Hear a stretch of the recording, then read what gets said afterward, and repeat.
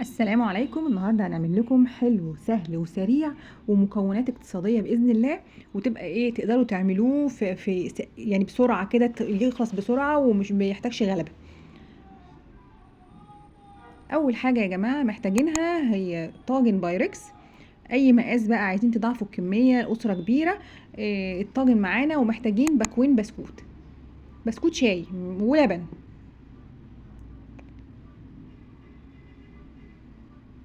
هبدأ أغمس البسكوت في اللبن تغميزة سريعة كده.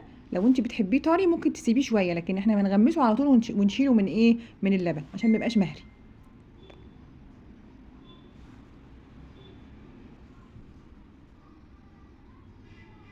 هنرص الصينية كلها بالبسكوت باللبن.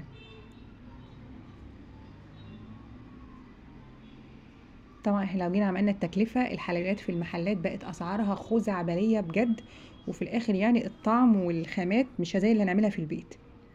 مش هيحطولك لبن يعني. بعد ما خلصنا الكمية هنبدأ بقى للطبقة التانية. الطبقة التانية محتاجة 3 أكواب من الحليب، ويا سلام بقى لو حليب كامل الدسم. عليهم 4 معالق كاسترد و5 معالق سكر.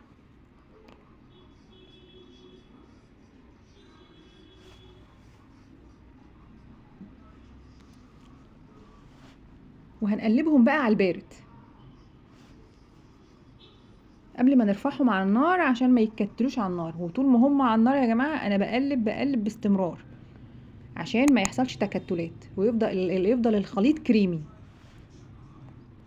والسكر يا جماعة حسب الرغبة برضو، يعني لو حد بيحب السكر عالي شوية، بس هو الجيلي مسكر، يعني اعتقد 5 معالق سكر هتبقى مناسبة جدا.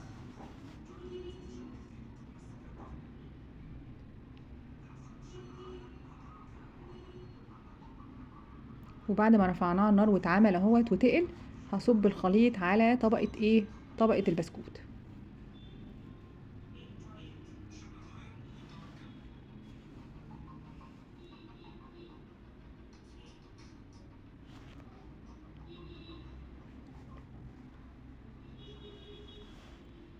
واساوي الطبقة كده زي ما انتم شايفين، وادخلها في التلاجة تبرد. والطبقة الأخيرة بقى أنا محتاجة أي أنواع فاكهة، موز، رمان، عنب، تفاح، اللي عندك حطيه. هبدأ أوزع كده الفاكهة على طبقة الكاسترد بالمنظر ده.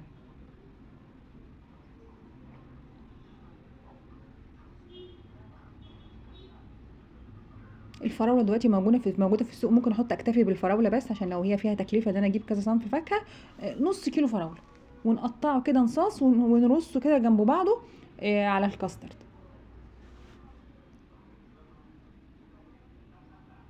لو مفيش إمكانية إن نجيب الأصناف دي من الفاكهة،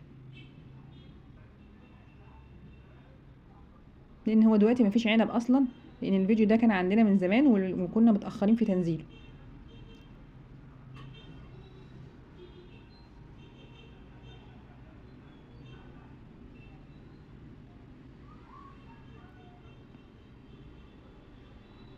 الصينيه بقى احطها على جنب، وهبدا اعمل اخر طبقه. انا محتاجه 2 باكت من جيلي فراوله. احلى طعم الصراحه يعني اللي يحب طعم تاني، بس ده احلى طعم. احنا جربنا المشمش وكده ولا، الفراوله يكسب. محتاجه بقى كوبايه ونص ميه مغليه.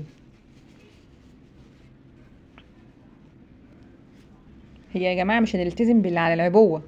المفروض ان على العبوه بحط الكيسين دول، الاتنين باكت دول هحتاج عليهم 2 كوب ماء مغلي و2 كوب ماء مثلج. لا، انا هشيل منهم كوبايه، بحيث تبقى القوام الجيلي تقيل شويه ما يفكش بسرعه، ويبقى متماسك.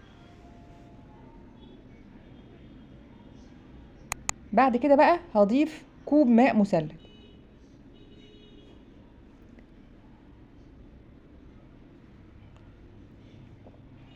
واقلب بقى واحرك كده. هيقلل من درجه حراره الجيلي السخونه بتاعته، فما يدوبش الكاسترد معانا.